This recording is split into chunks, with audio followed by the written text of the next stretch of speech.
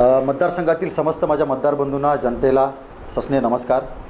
जय भीम, जय जिजाऊ, जय शिवराय, जय लहुजी, जय ज्योती, जय क्रांती, सलाम अलैकुम. मित्रांनो, आज तुम्हाला मी मतदारसंघातला थोडाफार आढावा सांगणार आहे आणि डिटेलिंगमध्ये त्याचं काय परिस्थिती आहे आज पिंपरी विधानसभेमध्ये ह्याबद्दल मी तुमच्याशी संवाद साधणार आहे. राहिली गोष्ट आत्ता अशी आहे की पिंपरी विधानसभेची आता विधानसभा निवडणूक चालू आहे आपल्या इकडं आणि ह्या विधानसभा निवडणुकीमध्ये जे दोन्ही प्रतिस्पर्धी आहेत माझे, जे प्रतिस्पर्धी दोन्ही राष्ट्रवादीचे आहेत आणि हा मतदारसंघ राखीव आहे. त्या मतदारसंघामधल्या ज्या अडीअडचणी होत्या, काय होत्या, गेल्या 1.5 वर्षांमध्ये मी प्रत्येक झोपडपट्टीत एरियात, प्रत्येक वाड्या वस्त्यांमध्ये, सोसायट्यांमध्ये जाऊन जेव्हा मी तो आढावा घेतला तो तुमच्यापुढे मांडू इच्छितो आणि हे दाखवू इच्छितो मी काय केलं होतं. तर मी सर्वप्रथम जेव्हा केलं होतं की पिंपरी विधानसभेचा जाहीरनामा आणि विधानसभेचे प्रश्न असतील त्याचं उत्तर मी विश्वासाचं देईल आणि लोकांचे प्रश्न मी घेऊन आणले असते. हे बघा, हे लांडेवाडी, आनंदनगर असेल, विद्यानगर असेल, फुगेवाडी असेल, साईबाबा नगर असेल, अशा घोषित अवघोषित कमीत कमी 44 झोपडपट्ट्यांमध्ये मी फिरलो, लोकांचे प्रश्न जाणून घेतले, त्यांच्या अडचणी जाणून घेतल्या, त्यावर सोल्युशन काढायचा प्रयत्न केला. जे पॉसिबल होतं आम्ही त्यावेळेसच करून टाकलं, पण जे पॉसिबल नव्हतं त्यासाठी मी ही विधानसभा निवडणूक लढतो आहे आणि या दोन्ही प्रस्थापितांना दाखवून देणार आहे की आम्ही ही निवडणूक लढू शकतो, जिंकू शकतो आणि तुम्हाला दाखवू शकतो. तर राहिली गोष्ट अशी आहे की विधानसभेतले प्रश्न काय. तर विधानसभेतले सगळ्यात महत्त्वाचे प्रश्न आहेत पिंपरी विधानसभेतले. कळीचा मुद्दा जो आहे SRAचा, जो झोपडपट्टी पुनर्वसनचा आहे आणि या पुनर्वसनाच्या प्रकल्पामध्ये विद्यमान आमदारांनी आमच्या जनतेला, गोरगरीब जनतेला भुरळ पाडले आणि ह्यांना मूर्ख बनवलं. मित्रांनो, गेली 40 वर्ष तुम्ही बघत असाल, दुष्काळाच्या काळात आलेली ही जनता आहे सगळी इथं. 72च्या काळामध्ये बीड असेल, मराठवाडा असेल, लातूर असेल, उस्मानाबाद असेल, इथून सगळीकडनं ही पोट भरायला आलेली जनता जेव्हा इथं बसली तेव्हा ही नदीच्या कडेला होती आणि आज ती पूर्ण सेंटरला आलेली आहे. ही तुम्हाला आज सेंटरमध्ये दिसेल. तर ह्या विद्यमान आमदाराचा आणि काही बिल्डराचा आणि इथल्या काही तथाकथित लोकांचा मानस हा आहे की झोपडपट्टी पुनर्वसन करणं नाही, ते ह्या लोकांना उचलणे आणि गावाबाहेर टाकणे है ना. जसं तुम्ही बघितलं असेल की पिंपरीतल्या काही झोपड्या होत्या, त्या पुनर्वसनाच्या नावाखाली घेतल्या आणि वॉटर स्कीम बनवून तो गावाबाहेर झोपडपट्टी करून टाकली ती. तर ह्यांचा विचार आहे की ह्यांना डेव्हलप करणं नाही, की ह्यांना परत उचलून गावाबाहेर टाका. त्याचं कारण असं सांगतो तुम्हाला, हा SC रिझर्व मतदारसंघ आहे म्हणून मी सेपरेटली त्याच गोष्टीवरती बोलतो आहे. कारण जर इथला डेटा चेक केला तुम्ही तर पिंपरी विधानसभेत गेल्या निवडणुकीला 3,77,000 वोटिंग होतं. मित्रांनो, त्याच्यातपैकी फक्त 49% वोटिंग पडलं आणि 51% लोक वोटिंग टाकत नाही. त्याचं कारण जर तुम्ही चेक केलं, आमचा संबंधच नाही ना SC रिझर्व मतदारसंघ, आम्हाला काय त्याचं घेणं देणं आहे. तर ही गोष्ट लक्षात घेता ह्या दोन्ही पार्ट्या ज्या आहेत, राष्ट्रवादीच्या दोन्ही, एक तुतारी आणि एक घड्याळ, त्या दोन्हीच्या उमेदवारांना मी सांगू इच्छितो SC रिझर्व मतदारसंघात तुमचं काय विजन आहे. इथल्या मतदारसंघामधल्या नागरिकांबद्दल, SCच्या असतील, रिझर्व असतील, SC ST OBC आणि मायनॉरिटी बाबतीत तुमची काय भूमिका आहे ही मी स्पष्ट करणार आहे. कारण मी तुमच्या दोघांचेही विजन आहे, जे तुम्ही मॅनिफेस्टो दिले ते दोन्ही घेऊन आलो आहे मी इथं है ना. आणि आज मी ते जनतेपुढं दाखवणार आहे आणि त्याचबरोबर मी इथल्या जनतेला काय देणार आहे, काय कमिटमेंट करणार आहे हे सुद्धा मी तुम्हाला सांगणार आहे. तर सगळ्यात कळीचा मुद्दा होता SRAचा. तर इथला SRAचा मुद्दा जो आहे ते तुम्हाला घरं देण्याचा नाही, तर बिल्डरचे खिसे भरणं आणि स्वतःचे खिसे भरून निवडणुकीला पैसे वापरणं हाच मेन मुद्दा आहे इथल्या कोणाचा, विद्यमान आमदारांचा. राहिली गोष्ट दुसरी, आमच्या ज्या ताई आहेत त्या ताईंना त्यांचा वॉर्ड सुधारता आला नाही, त्या मतदारसंघ काय सुधारणार आहेत. लांडेवाडी असेल, फुलेनगर असेल, संत तुकाराम नगर असेल आणि कासारवाडी असेल आणि नाणेकर चाळ्यातला काय पट्टा असेल, जाऊन तिथल्या लोकांना विचारा की ताई निवडून आल्यापासून 2017 पासून निवडून आल्यावरती जेव्हा निवडणूक लढल्या ना त्या, तर त्यांनी काय केलं आहे त्यांच्या प्रभागामध्ये, फक्त तेवढंच विचारा. जर एकही गोष्ट त्यांनी ॲथेंटिक काय केली असेल तर तुम्हाला लक्षात येईल विधानसभेला त्यांना काय रिझल्ट भेटेल तो है ना. तर सगळ्यात पहिली गोष्ट होती SRAची. SRA बाबतीत खूप मूर्ख बनवत आहेत आमच्या जनतेला. मला एक सांगू इच्छितो मी तुम्हाला की बघा, 300 स्क्वेअर फीटचं SRA घर देत आहे. आज आपण आडव्या झोपडपट्टीत राहतो, उभी झोपडपट्टी 20 मजली आहे. 20 मजलीमध्ये राहणं पॉसिबल आहे का? थोडा तरी विचार करावा जो कोणी पॉलिसी मेकिंगमध्ये आहे या, की 20 मजलीमध्ये ह्या जनतेला कसं टाकायचं आहे. जर फॉर एक्झाम्पल आनंदनगर जर 5 एकरमध्ये असेल, किंवा बोधनगर, भाटनगर किंवा रमाबाई नगर किंवा तिथलं भीमनगर जे असेल हे जर 15-20 एकरमध्ये असेल, तर त्यांना काय करणार ही लोकं, 2 एकरमध्ये ह्यांचं डंप करून टाकणार डिटेन्शन सेंटर आणि बाकीच्या 10 ते 15 एकरमध्ये ही लोकं कमर्शियल प्रोजेक्ट बनवणार आणि तो मलिदा लाटणार, आमच्या गोरगरीब जनतेला कोंडवाड्यात टाकणार, कोंडवाड्यात है ना. तुम्हाला ते लोक तुमची लाईफस्टाईल सुधारत नाही आहेत, तुमचं राहणीमान उंचावण्यासाठी ही स्कीम नाही करत आहेत. तर त्यांचं राहणीमान, त्यांना फॉर्च्युनर गाड्या, त्यांचं लाईफस्टाईल, त्यांचे बंगले आणि ते निवडणुकीसाठी किती मलिदा गोळा करतील त्यासाठी SRA स्कीम राबवत आहे. हा सगळ्यात खूप कळीचा मुद्दा आहे. त्याच्यानंतर दुसरा मुद्दा आहे आपली जी ब्ल्यू लाईन आहे, जी नदीपात्रातली घरं आहेत, त्याचबरोबर जी रेल्वे लाईनची घरं आहेत त्यांनासुद्धा भेडवलं जातं. अघोषित झोपडपट्ट्या त्याच्या कडेला उतरत आहेत. 70 ते 80,000 घरं अशी आहेत मित्रांनो की ते बेभरोशी आहेत. त्यांच्याकडनं 2-2 हजार रुपये करून फॉर्म भरून घेतात हे गुंड, काही तथाकथित नगरसेवकाचे गुंड असतील, आमदारांचे गुंड असतील. हे फॉर्म भरून घेऊन ह्या जनतेला भुरळ पाडून देतात की आम्ही घर बनवून देऊ. अरे लक्षात घ्या, तुम्ही ज्या झोपडपट्टीपर्यंत राहिला आहेत, सोबत 30-30 वर्ष आम्ही एक सोबत काढली आहेत आणि आज तुम्ही 2 हजार रुपये भरून आमच्या लोकांची घरं उद्ध्वस्त करताय. ते होऊ देणार नाही. हे लक्षात घ्या, हे होऊ देणार नाही. तुम्ही हे ठाम करून घ्या. परत दुसरी गोष्ट आहे SRA नंतरची सगळ्यात मेन कळीचा मुद्दा इथल्या शिक्षणाचा. मित्रांनो, महानगरपालिकेच्या शाळा बंद केल्या जात आहेत, है ना. ह्या बंद केलेल्या शाळा का बंद केल्या जात आहेत, तर पटसंख्या कमी होती आहे म्हणून. तर आम्ही 1-2-3 वर्षापूर्वी एक आंदोलन केलं होतं, वाय नॉट, का नाही. जर आमच्या गोरगरिबाची लेकरं जर त्या महानगरपालिकेच्या शाळेत जात आहेत, तर इथल्या नगरसेवकाची, आमदाराची, खासदाराची आणि इथल्या अधिकाऱ्यांची मुलंसुद्धा जर त्या महानगरपालिकेच्या शाळेत आली तर का नाही दर्जा उंचावणार त्या महानगरपालिकेच्या शाळेचा. फक्त तुम्ही कागदपत्रे स्मार्ट सिटी केली, पण शाळेमध्ये बघितलं जाऊन तुम्ही काय आहे स्मार्ट, काहीसुद्धा नाही आहे. अहो पेंट नाही आहे नीट शाळेला, बसायला खुर्च्या नाही आहेत नीट, बसायला बेंच नाही आहेत नीट विद्यार्थ्यांना. हायटेक तुम्ही म्हणताय, कुठं हायटेक एक कॉम्प्युटर ठेवले आणि देखाव्यापुरतं तुम्ही याच्यावरती आणलं आहे. तर ही सगळी गोष्ट शिक्षणाची परिस्थिती आपल्या इथली एवढी खालवलेली आहे. विद्यार्थ्यांच्या नावाखाली ही लोकं सगळी मलिदा लुटतात टेंडरच्या नावाखाली, है ना. हा शिक्षणाचा प्रश्न झाला, खूप मोठा प्रश्न आहे. आणि इथली जी व्यवस्था आहे, ही व्यवस्था माहिती आहे की यांची प्रगती शिक्षणामुळे होते आणि ही प्रगती शिक्षण खुंटलं तरच होऊ शकतं. आणि तुम्ही बघत असाल की आरक्षणाच्या माध्यमातून हे सुद्धा त्यांनी खो घालायचा प्रयत्न करत आहेत. तिसरा आहे पिंपरी विधानसभेतला आरोग्याचा प्रश्न. कोणी बघा थोडं आत्मपरीक्षण केलं का स्वतःचं तरी. आमच्या घरातल्या एखाद्या व्यक्तीला जर काय दुर्धर आजार झाला किंवा काय त्याला जास्त प्रमाणात लागलं किंवा ॲक्सिडेंट झालं, वायसीएमला गेल्यावर काय म्हणतात माहिती आहे तुम्हाला, इथं नाही तुम्ही ससूनला जावा, इथं होणार नाही, तुम्ही ससूनला जावा. का बरं. 20-30 लाख लोकसंख्या असलेलं हे शहर आहे पिंपरी चिंचवड. 3 विधानसभा आहेत तिथं. ह्या विधानसभेमध्ये एक मल्टीस्पेशलिस्ट पूर्ण इलाज होणारा दवाखाना नाही उभारू शकत आपण, नाही उभारू शकत. उभारू शकतो, पण तुमची इच्छाशक्ती नाही आहे. तुमची इच्छाशक्ती ही आहे की गोरगरीब जनता मेली कशी पाहिजे, तिचं वाटोळं कसं झालं पाहिजे, ह्या गोरगरीब जनतेला माझ्या दारात कसं आणायचं आहे. या ना साहेब, आमचं दवाखान्याचं काम करून द्या ना जरा, साहेब आम्हाला ॲम्ब्युलन्स द्या ना जरा, है ना. तर तुम्हाला ही जी घाण सवय लागलेली आहे की जर 40% जर काय इथं झालं तर वायसीएमला उपचार होत नाही, डायरेक्ट तुम्ही ससूनचं दार दाखवता.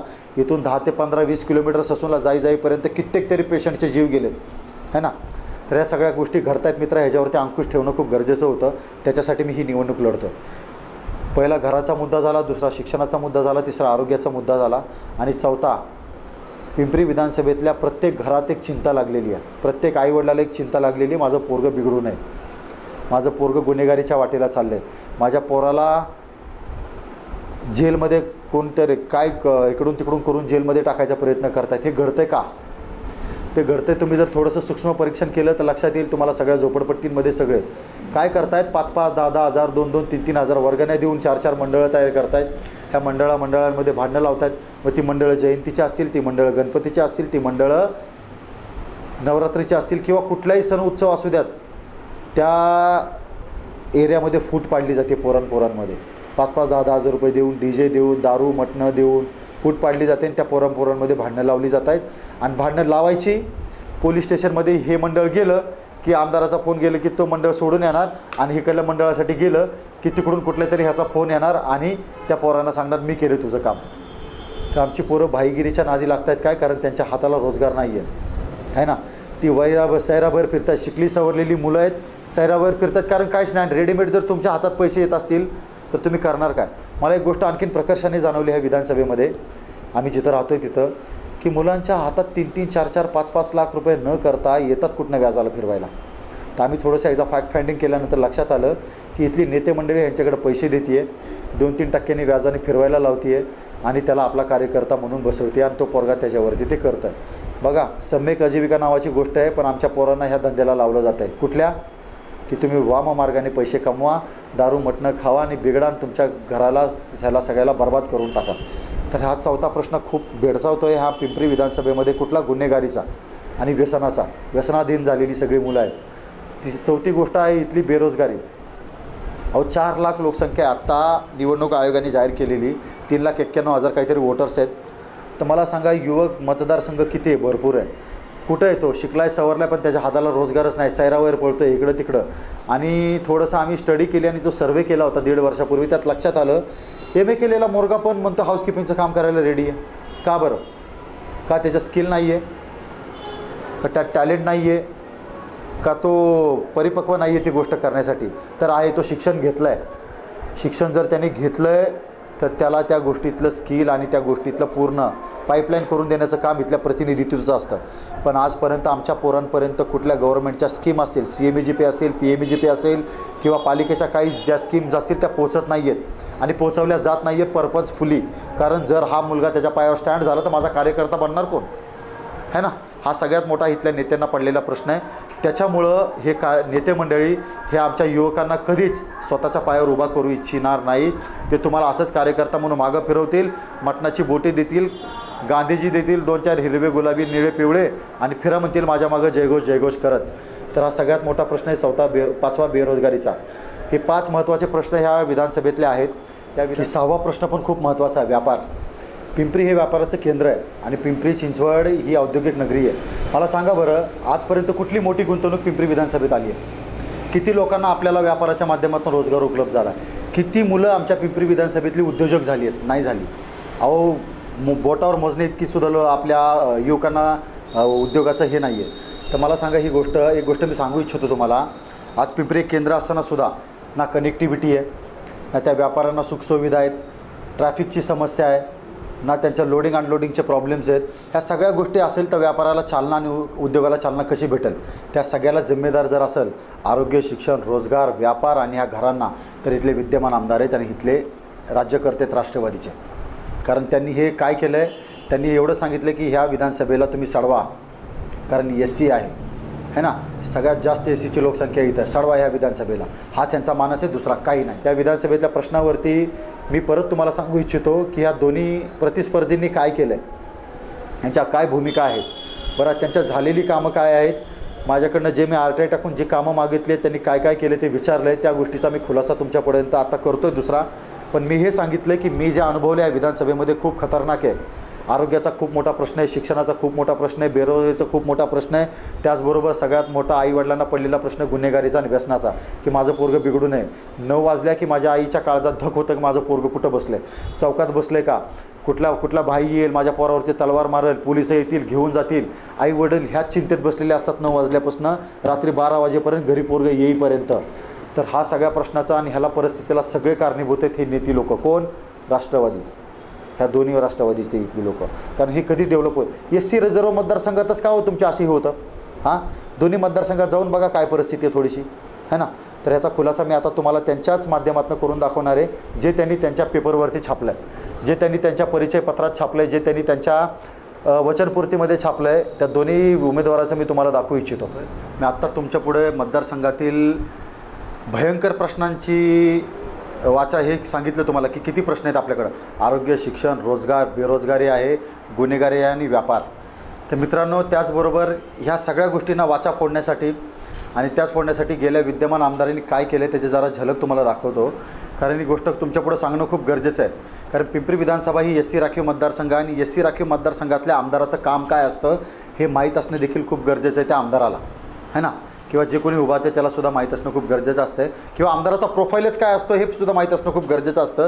त्याच्यामुळे मी काय केलं की पिंपरी विधानसभा जेव्हा मी लढवायचं ठरवलं ना, त्यावेळेस मी तुमच्यापुढे दाखवतो. मंत्रालयातनं मी 2 RTI मागवले. एक RTI तुमच्यापुढे दाखवतो आता ही गोष्टीचं. हे बघा, हे मंत्रालयातनं आलेलं लेटर आहे आणि मी त्याचा प्रश्न विचारला होता की विद्यमान आमदारांनी 2 टर्ममध्ये, त्यांच्या ज्या 2 टर्म झाल्या आहेत त्या 2 टर्ममध्ये त्यांनी पिंपरी विधानसभेसंदर्भातले किती प्रश्न विचारलेत आणि किती कामं केली आहेत हे विचारलं होतं. तर त्याच्यात उत्तर आलेलं आहे मला आत्ता. तसं बघायला गेलं तर इथं सांगितलं आहे की एकही प्रश्न विचारला नाही. आणि त्याचबरोबर एक साधा प्रश्न होता, तो प्रश्न म्हणता नाही येणार, पण तो असा होता की आमदार प्रश्न काय विचारतो मला हसायला आलं.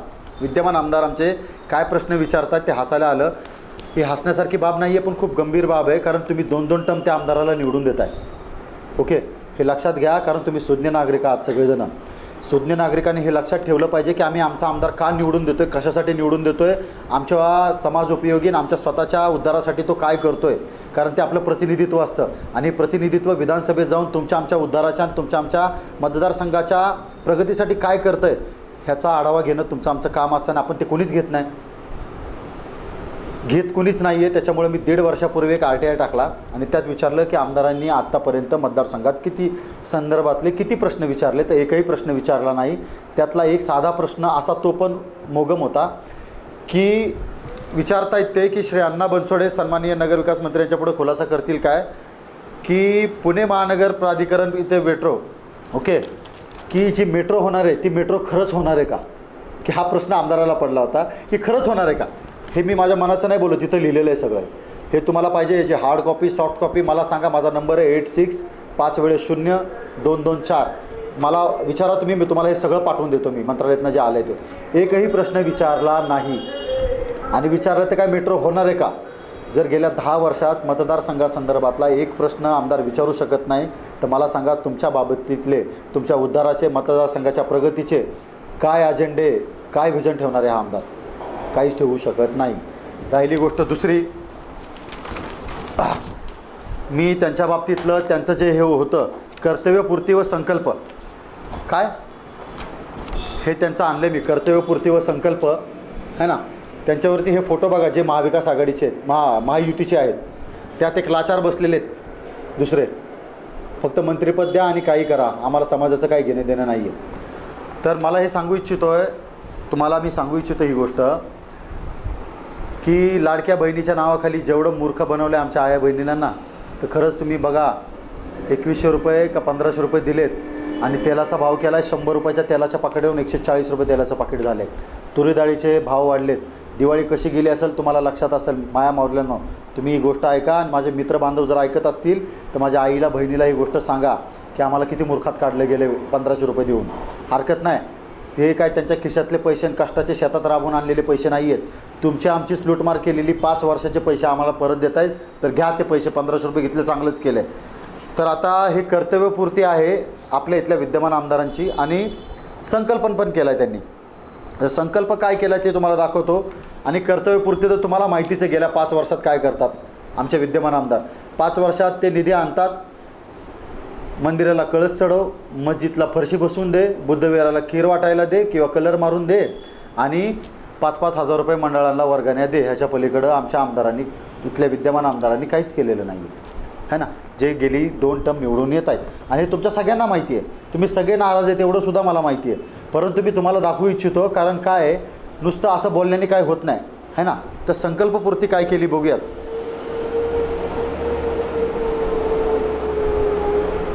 तर संकल्पपूर्ती आहे,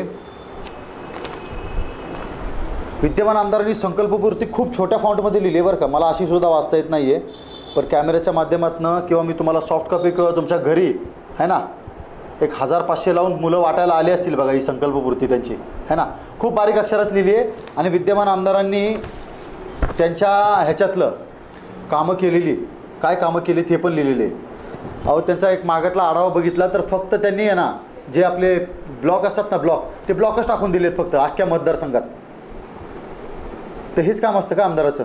तर संकल्पपूर्ती मी तुम्हाला वाचून दाखवतो थोडक्यात, तुम्हाला लक्षात येईल. कारण तुमच्या घरी ह्यांचं आला असेल नसेल मला माहीत नाही. कारण पैसे घेऊन वाटणारी माणसं जे आहेत हे पॅम्पलेट्स ह्या फेकून देतात, ते तुम्हाला पण चांगलं माहिती आहे. तर संपूर्ण मतदारसंघात मेट्रोचं जाळं उभारणार आणि चाकण तळेगाव हिंजवडी परिसर जोडणार मेट्रो मार्ग उभारणार. बघा मतदारांनो, आपला मतदारसंघच दापोडीपासून जर पकडला तर निगडीपर्यंत एक 10-12 किलोमीटरचा मतदारसंघ आहे, आडवा 5 किलोमीटरचा मतदारसंघ आहे. तर त्यांना काय बालाजीनगर काय म्हणतात त्याला, आपलं आनंदनगर, निगडी, प्राधिकरण, काळभोरनगर, पिंपरी, दापोडी, कासारवाडी इथं मेट्रोचं जाळं उभारणार आहे का तुम्ही. काय लिहिलं आहे मतदारसंघात मेट्रोचं जाळं उभारणार. अहो हे मेट्रो येणार आहे का नाही तुम्हाला कन्फर्म नव्हतं. तुम्ही मंत्रालयात एक विधानसभेत एक प्रश्न विचारला की मेट्रो खरंच होणार आहे का, आणि तुम्ही म्हणता की इथं मेट्रोचं जाळं उभारणार. वा क्या बात आहे. शहरातली वाढती लोकसंख्या विचारात घेता पाण्याच्या नियोजनासाठी पवना धरणाची उंची वाढवणे आणि किंवा इतर पर्यायाची व्यवस्था करणे. 10 वर्षात काय केलं अण्णा, 10 वर्षात काय केलं हा प्रश्न जनतेचा आहे, मी तुम्हाला विचारतो आहे. कारण जेव्हा मी 1.5 वर्षापूर्वी आणि ह्या 1.5 वर्षात मतदारसंघातल्या प्रत्येक झोपडपट्टीत सोसायटीत गेलो ना, त्यावेळेस माझ्याकडं प्रूफ आहेत, 500 रुपयाच्या स्टॅम्पवर लिहून घेतलेले. प्रत्येकाने पाण्याचा प्रश्न सांगितला आहे, प्रत्येकाने पाण्याचा प्रश्न सांगितला आहे.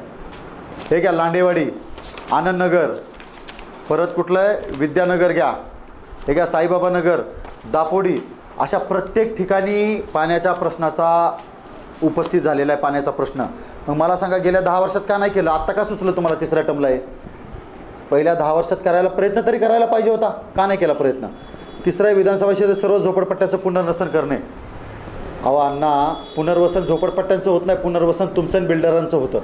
कारण बिल्डरांच्या घशात तुम्हाला आहे ना अख्ख्या झोपडपट्ट्यांची जागा घालायची आहे आणि त्याचा मलिदा लाटायचा आहे, तुम्हाला निवडणुका जिंकून यायच्या, तेवढंच तुमचं काम आहे. बाकी झोपडपट्टी पुनर्वसनचा तुमचा मानस नाही आहे चांगला.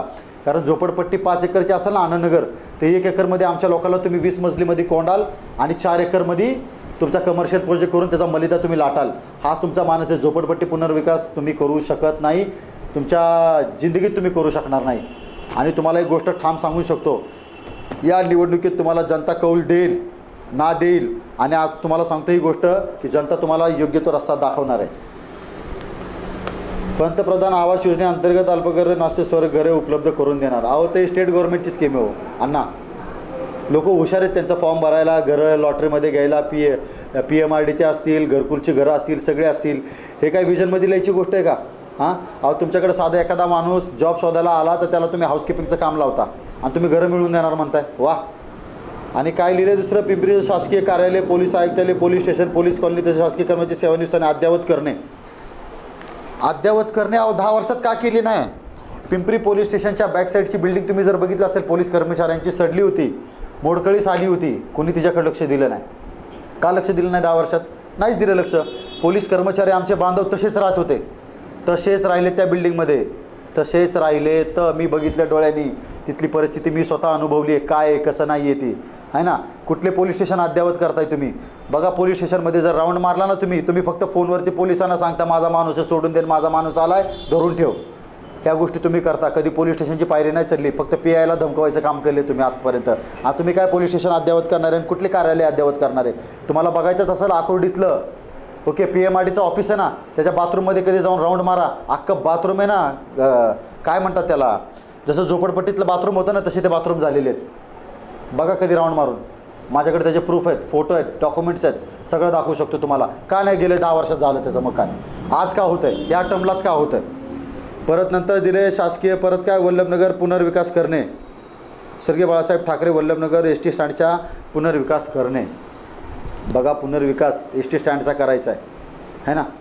आणि इथं पूर्ण मराठवाड्यातली जनता आहे, विदर्भातली जनता आहे, पश्चिम महाराष्ट्रातली जनता आहे. जनतेनं तुम्ही लक्षात घ्या की काय चाललं आहे हे. तर राहिल्या दुसऱ्या गोष्टी ज्या अशा आहेत छोट्या मोठ्या, तर मी काय बोलून दाखवणार नाही तुम्हाला याच्यावरती, है ना. कारण ह्या गोष्टी जर गेल्या 10 वर्षात पूर्ण करू शकल्या नाहीत तर ह्या टर्मला कशा पूर्ण करतील, कशा पूर्ण करतील ही शंका आहे. आत्ताच तुमच्या पुढं मी पाढा वाचला की विजन दृष्टिक्षेप काय आपल्या विद्यमान आमदाराचं, पण मला एक गोष्ट ह्याच्यात नाही दिसली आणि जाणवली पण नाही आणि अख्ख्या ह्याच्यामध्ये कुठं ती भासलीसुद्धा नाही आहे. मला पिंपरी विधानसभेतल्या मायबाप जनतेला विचारायचं, का हो पिंपरी विधानसभेमध्ये गुन्हेगारी नाही आहे का? व्यसनाधीन तर आमची युवक नाही झालेले, कुठं इथं कुठंसुद्धा नाही आहे. तर मला एक विचारायचं, अण्णा या गुन्हेगारीला प्रोत्साहन देणारा तुमचा चिरंजीवच आहे. बघा, तुम्हाला पण माहिती असेल गोळीबार करून काय झालं काय नाही, कुठ्या गोष्टी कुठं झाल्या सगळ्या जनतेला माहिती आहेत. आज आमची पोरं सैरावर झालेली आहेत, व्यसनाधीनता झालेली आहे, गुन्हेगारीकडे सगळ्यांची वाटचाल आहेत, कवळी कवळी पोरं या गुन्हेगारीकडे वळत आहेत. ह्याला प्रोत्साहन देणारे तुम्ही आहेत आणि तुमचा पक्ष आहे ना. एवढी गोष्ट लक्षात ठेवा. कारण तुमच्या विजनदृष्टी शपथ गुन्हेगारी मुक्त पिंपरी विधानसभा करण्याचा मानस नाही, व्यसनमुक्त करण्याचा मानस नाही आहे.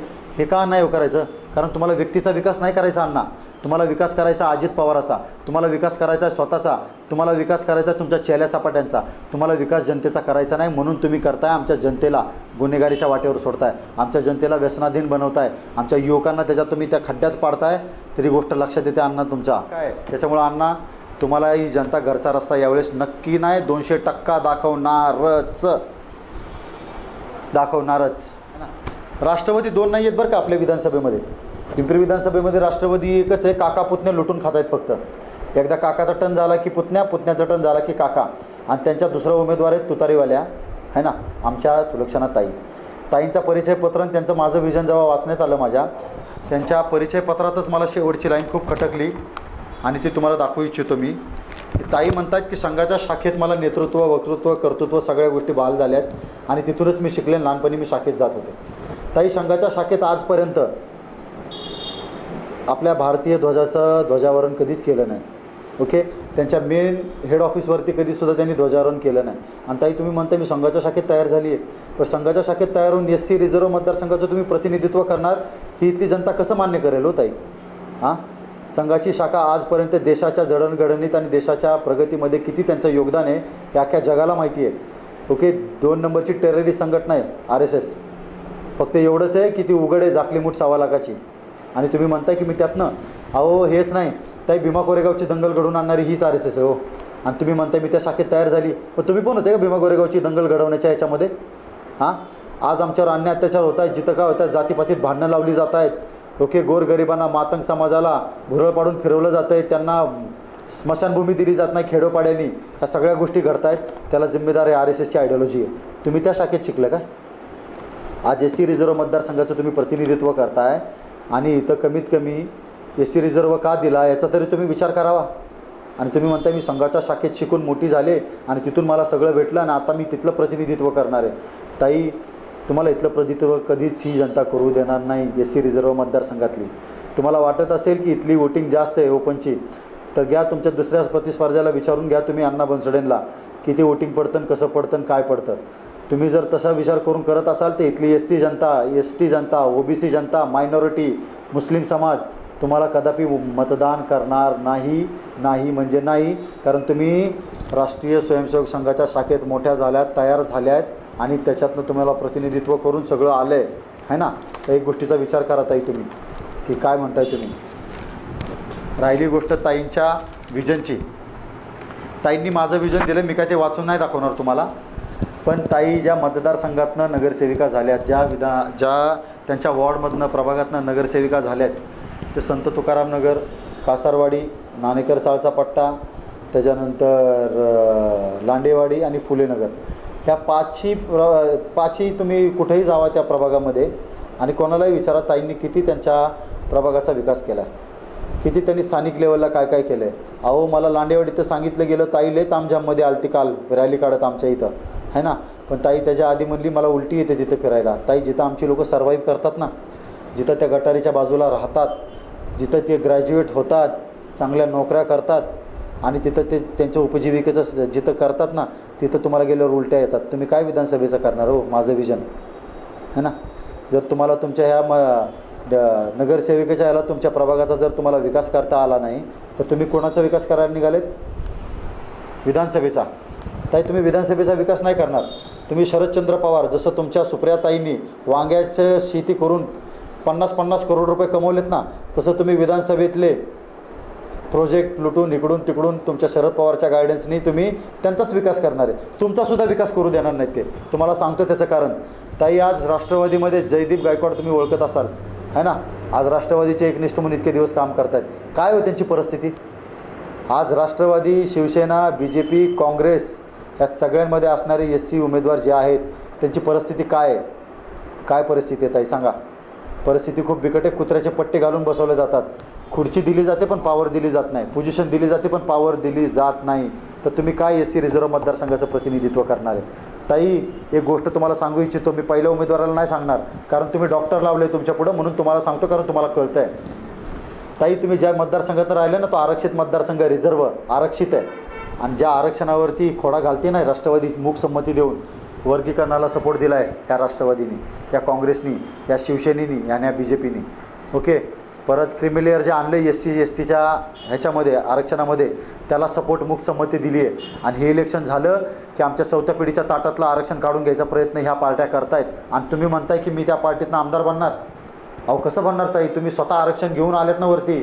आरक्षण नसतं तर ही महिला कधीच बाहेर आली नसती आणि कधीच आमदारकी बी लढली नसती. ह्याची तरी जाण असू देत थोडी. आणि जी पार्टी आरक्षणाच्या ह्याच्यावरती खो घालते, तुम्ही त्या पार्टीतनं म्हणताय मी आमदार होणार. थोडं तरी लॉजिकली बसते का ताई कुठं? अहो कोरोना काळात जेव्हा लोक मरत होती ना ताई, त्यावेळेस तुम्ही मड्यावरच्या टाळूवरचं लोणी खात होता. अहो ताई ते मास्कचा घोटाळा करायचा RSSच्या शाखेत शिकवलं का हो तुम्हाला ताई? नाही ना. काय ताई, मासचा घोटाळा तुमच्या विरोधात कोर्टात लोक गेली होती, सगळं झालं होतं. हां, मला वाटतं RSSच्या दबावावरच तुमचं ते थांबलं काय की बहुतेक नगरसेवक पद जायचं. तर ताई तुम्हाला सांगू इच्छितो, तुम्ही जर तसल्या म्हणजे काय एवढ्या मोठ्या आपत्तीच्या वेळी जर मासचा घोटाळा करत असाल ताई, तर विधानसभेत आल्यावर काय काय कराल काय लक्षात येत नाही. त्याच्यामुळे मला एक गोष्ट लक्षात येते ताई, लोकांच्या डोक्यात आहे की कोरोना काळात आम्हाला कोणी कोणी त्रास दिला, कसा कसा त्रास दिला, तर ही जनता तुम्हाला कोरोनातलं लक्षात ठेवून घरी पाठवल्याशिवाय राहणार नाही. तर म्हणून मी आव्हान करतो आहे माझ्या मायबाप जनतेला, SC रिझर्व्ह मतदारसंघातल्या तमाम मायनॉरिटीजला, SC ST OBC आणि आरक्षणवादी जनतेला, मराठा समाजाला सुद्धा देखील, तर विचार करा, RSSमधनं आलेल्या ताईंना तुम्ही वोटिंग देणार आहेत का? ज्या आरक्षणाच्या विरोधात भूमिका घेणारी राष्ट्रवादी काँग्रेस शिवसेना BJP आहे, तिच्या विरोधात तुम्ही वोटिंग देणार आहात का? आहे ना. ताईचं विजन वाचून दाखवणे इतकं हे नाही आहे माझ्या, कारण ताईने त्यांच्याच मतदारसंघ त्यांच्या प्रभागामध्ये जी कामच केली ना ते हे काय वाचून दाखवायची. लांडेवाडीत मी गेलो होतो, फक्त लाईटचा पोल होता, चिटकून मेला असतं कोण. गेली 5 वर्ष तो पोल तसाच आहे, कोणीच काढलं नाही त्याला. हां, गटाराच्या बाजूला जी घरं आहेत ना त्यांची एक साईड सुजून बंब होते मच्छर चावून, आजपर्यंत कोण त्यांच्याकडे गेलं नाही बोलायला. ती माणसं रडत रडत सांगतात सगळ्या गोष्टी, त्यांच्या लाईटचे प्रश्न सांगतात रडत रडत, त्यांच्या पाण्याचे प्रश्न सांगतात. तर ताई नगरसेवक असताना काय केलं? नगरसेवक असताना केलं असतं तर मग काय विचारायची सोय नव्हती.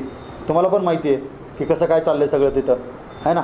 तर ताईंवरती काही एवढं नाही बोलणार, कारण ताई आत्ता चालल्यात मार्केटला आणि परत जातील लवकर, कारण जनताच आहे ना. मायबाप जनतेला मी विनंती करतो मतदारसंघातील सर्व, बघा मी एक नौका आहे, तुमचा मुलगा आहे, तुमचा भाऊ आहे, तुमचा मित्र आहे. मी आज पिंपरी विधानसभा वंचित बहुजन आघाडीच्या माध्यमातून लढतो आहे. आज मी तुम्हाला एक वचनबद्ध इथं देऊ इच्छितो या व्हिडिओच्या माध्यमातून, की या पिंपरी विधानसभेतल्या ज्या प्रश्नांचा मी सर्वे केला होता, त्या ज्या आलेले प्रश्न होते त्याच्या ह्याच्यातनं मी काय काय देऊ इच्छितो, आणि हे मोगम नाही बरं का, हे ऑन पेपर रेकॉर्डवरती असलेल्या गोष्टी ज्या ऑथेंटिक होऊ शकतात त्याच मी तुमच्यापुढे बोलून दाखवील आणि करून द्यायची पूर्तता करण्याची मी तुम्हाला वचनबद्धता या व्हिडिओतनं देतो आहे. कारण व्हिडिओ रेकॉर्डिंग तुमच्यापुढे शेवटपर्यंत राहणार आहे ना. तर सगळ्यात महत्त्वाचा मुद्दा ह्या पिंपरी विधानसभेतला SRAचा आहे, झोपडपट्टी पुनर्विकासचा. तर मित्रांनो आणि माझ्या आया बहिणींना आणि भावांना मी सांगू इच्छितो की SRAच्या माध्यमातून ह्या विधानसभेमध्ये खूप घोळ आहे, खूप पैसे लुटले जात आहेत, बिल्डरचे खिसे भरले जात आहेत. पण जर तुम्ही मला साथ दिली, सोबत दिली आणि मताच्या रूपातनं तुम्ही मला विधानसभेत जर पाठवलं, तर विधानसभेत मी 500 स्क्वेअर फीटचं घर आणून द्यायची जिम्मेदारी माझी असेल, आणि ते आणून देऊच शकतो. हे तुम्हाला ऑन पेपर मी लिहून दाखवतो. 500 स्क्वेअर फीटचं घर जे आहे हे 100% भेटू शकतं, फक्त इच्छाशक्ती पाहिजे. कारण इथल्या राज्यकर्त्यांची इच्छाशक्ती नाही आहे तुम्हाला 500 स्क्वेअर फीटचं घर देण्यासाठी. त्याचं कारण सांगतो काय. कारण बघा, पहिलं SRAचं घर होतं 270 स्क्वेअर फीटचं. आज तुम्ही त्याची काय अवस्था झाली बघितली असेल. घरात आईवडील आहेत, 2 मुलं मुली आली की आम्हाला कोंडवाड्यात राहायचं ह्यांचं मानस आहे. त्याच्यानंतर दुसरी गोष्ट, नंतर आलं 300 स्क्वेअर फीटचं घर वाढून, किती 30 स्क्वेअर फीट वाढवलं, है ना. तर मला सांगा, एवढ्यात आम्ही राहू शकतो का? 20-20 मजलीमध्ये नाही राहू शकत आहे. तर आमच्या लोकांची गोची केली जाते छोटी छोटी घरं देऊन, कोंडवाड्यात कोंडलं जातं आम्हाला. तर मला तुम्हाला एक सांगू इच्छितो आहे, 500 स्क्वेअर फीटचं घर द्यायची जिम्मेदारी माझी असेल विधानसभेतनं, मी हा करूनच आणणार. राहिली गोष्ट दुसरी, जर आपल्याला SRA नको आहे तर महाराष्ट्र सरकार सांगते तुम्ही आहे तिथं घर बांधू शकता रमाई आवास योजनेत, आहे तिथं घर बांधू शकता रमाई आवास योजनेतनं. हे बघा, मंत्रालयातल्या सचिवांनी सामाजिक कल्याण न्याय विभागाच्या आपल्या पालिकेतल्या आयुक्ताला पत्र पाठवलं होतं की ज्यांना बांधायचे, ज्यांना SRA नको आहे त्यांना जागेवर घर बांधण्यासाठी पैसे द्या, जे रमाई आवास योजनेचे आहेत शहरी विभागातले. आत्तापर्यंत या आयुक्तांनी पैसे दिले नाहीत का? आणि ही स्कीम तुमच्यापर्यंत कोणी आणणार नाही, कोणी तुम्हाला सांगणार पण नाही. कारण का माहिती आहे, SRAच्या माध्यमातून तुमची लूट करायची आहे. SRAच्या माध्यमातून तुम्ही जिथं आता राहताय ना, तुमच्या घराची त्या जागेची लूट करायची आहे. अहो, तुम्ही इथं दुष्काळात येऊन स्वतःच्या बलबुत्यावर तुम्ही इथं तुमचा संसार थाटला. आज 40 वर्ष झालं तुम्ही इथं तुमच्या बलबुत्यावर राहताय ना, कुणी तुमच्या राजकारण्याने तुमच्या चुली पेटवल्या आहे ना. पण तुम्ही जे आज काय का असं ना छोटं मोठं छप्पर बांधून राहिलात, आणि आज आमची लेकरं बाळं मोठी झाली आहेत, तर आम्हाला सुधारायचं आहे.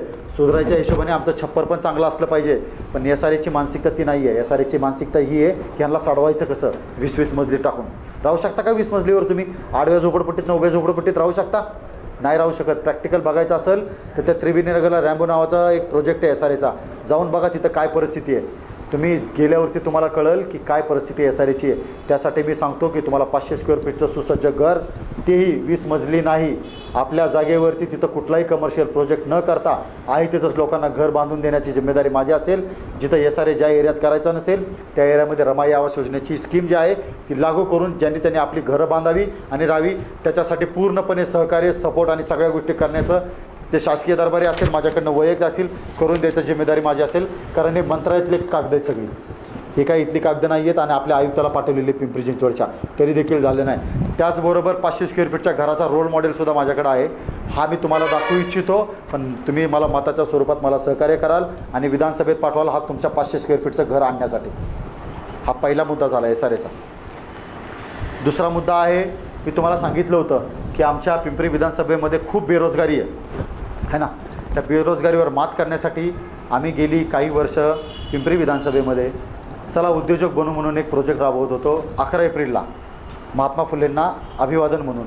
तर त्या प्रोजेक्टमध्ये आमच्या असं असायचं की महात्मा फुले खूप मोठे उद्योजक होते आणि उद्योजक असल्यामुळे आम्ही उद्योजकच बनू, चला उद्योजक बनू हा आमचा कन्सेप्ट होता.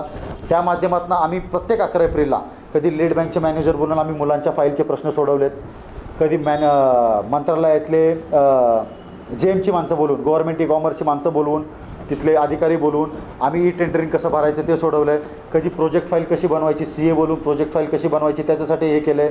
नंतर आमच्या मुलांना बँकमध्ये जाताना कर्ज मागताना त्यांचं काउन्सिलिंग कसं करायचं आहे, बँक मॅनेजरबरोबर कसं बोलायचं आहे, बाबा तू घेतलेलं लोन परत कसं करू शकतो, तू लोन कसं मिळवू शकतो, तुझा उद्योग कसा करू शकतो, त्यासाठी एक पुस्तक छापलं होतं. आणि हे गेली 10-12 वर्ष आम्ही इथं करतो आहे. त्या माध्यमातून समता सैनिक दलाच्या माध्यमातून खूप सारे उद्योजक आमच्या आजूबाजूचे सोबतचे घडलेले आहेत, त्याच्याकडे आमचा डेटा आहे, सगळ्या गोष्टी आहेत. तरी देखील पिंपरी विधानसभेच्या माध्यमातून मी एक इच्छुक उमेदवार म्हणून मी तुमच्या पुढे हात जोडतो आहे की पिंपरी विधानसभेची 3,91,000 लोकसंख्या जी आहे आता वोटर्सची रजिस्टर, त्यातल्या 10% 40,000 युवक युवतींच्या हाताला रोजगार देण्यासाठी मी कटिबद्ध असेल, पूर्ण कटिबद्ध असेल. त्या सगळ्या क्षेत्रातल्या एक गोष्ट सांगू इच्छितो, पिंपरी विधानसभेतल्या युवक युवतींनी फक्त हाऊसकीपिंगचीच कामं करायची नाहीत.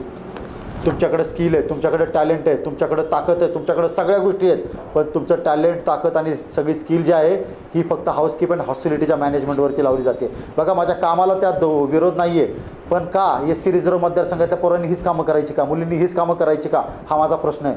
का त्या मुलांना स्किल शिकवली जात नाही, का त्या मुलांना या गव्हर्नमेंटच्या CMEGP असेल, PMEGP असेल, पालिकेच्या स्कीम असतील, का त्यांच्यापर्यंत पोचवून त्यांना ह्या गोष्टी करून का त्यांना रोजगार निर्माण केले जात नाही. ही मानसिकता नाही आहे. गेल्या 2 टर्म इथल्या आमदारांनी ते केलं पण नाही आणि करणार देखील नाही. त्याच्यामुळे मी सांगतो यावेळेस मला एक संधी द्या, या तुमच्या मित्राला, भावाला, या तुमच्या मुलाला संधी द्या. 40,000 युवक युवतींच्या हाताला रोजगार देण्याची मी ग्वाही देतो तुम्हाला या व्हिडिओच्या माध्यमातून. त्याच्यानंतर आहे शिक्षणाच्या बाबतीत तुम्ही बघितलं असेल आपल्या इथल्या शाळेची पटसंख्या कमी केली जाते महानगरपालिकेच्या. का तर तिची पटसंख्या कमी होती आहे, ओके. पण आमच्या झोपडपट्टीतल्या आई बहिणीला, गोरगरीब माझ्या माता मावल्यांना वाटतं की माझ्या मुलाला इंग्लिश यावी, त्यानं चांगलं शिकावं, है ना. आम्ही खराळवाडीत एक प्रोजेक्ट केला होता वाय नॉट म्हणून, आणि वाय नॉट आमचं आंदोलन तुम्ही फेसबुकवर जाऊन बघू शकता समता सैनिक दलाच्या माध्यमातून. जर आम्ही म्हणत होतो जर आमची गोरगरिबाची लेकरं महानगरपालिकेच्या शाळेत आहेत, है ना, तर इथल्या अधिकाऱ्याची, इथल्या नगरसेवकाची, इथल्या आमदाराची पण मुलं मुली तिथंच असली पाहिजेत. कुठल्या? सरकारी शाळेत असले पाहिजेत. का सरकारी शाळेचा दर्जा उंचावणार नाही, का सरकारी शाळेची पटसंख्या वाढणार नाही, वाढेल की नाही, तर वाढू शकते. पण तिथं त्यांना नाही करायचं, तिथं त्यांना काय करायचं आहे, गोरगरिबाची लेकरं इथं कशी बाद होतील तेवढंच त्यांचा मानस आहे. तर तुम्हाला सांगतो मित्रांनो, खराळवाडीच्या त्या शाळेमध्ये आम्ही केलं होतं, एक प्रयोग केला की इकडे खराळवाडीची शाळा आहे, मध्ये एक रोड आहे आणि इकडं पोद्दार इंग्लिश स्कूल आहे. ह्याचा लाईव्ह डेमो तुम्हाला माझ्या फेसबुकवरती दिसेल.